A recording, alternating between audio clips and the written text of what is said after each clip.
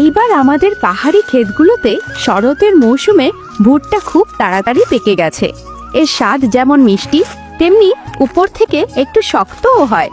সেই ক্ষেত থেকেই আমার দাদা কয়েকটা ভুট্টা বেছে নিয়ে ঘরে নিয়ে আসে। ঘরে এসে রস ভরা সোনালি দানাগুলো আলাদা করে।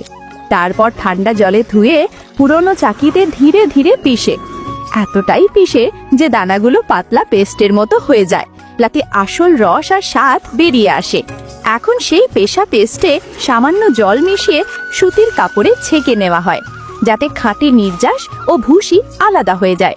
এই ভুট্টার রস 24 ঘন্টা ঢেকে রাখা হয়। পরের দিন উপরিভাগের জল ফেলে দেওয়া হয়।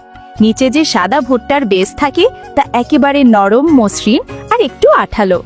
এখন এই বেসে জল মিশিয়ে পাতলা থালায় অল্প অল্প করে ঢালে আমার দাদা। তারপর গরম জলের ভাপে রাখে। ধীরে ধীরে তাতে স্বচ্ছ লচকদার পাপড়ের মতো শীট তৈরি হয়। তীক্ষ্ণ ছুরি দিয়ে এগুলো পাতলা টুকরো করে কেটে ফেলে।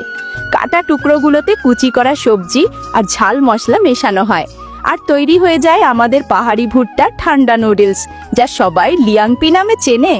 আমরা এগুলো বিশেষ করে শরতের উষ্ণ দিনে খাই, কারণ এগুলো শরীর ঠান্ডা রাখে আর মনেও স্বস্তি আনে।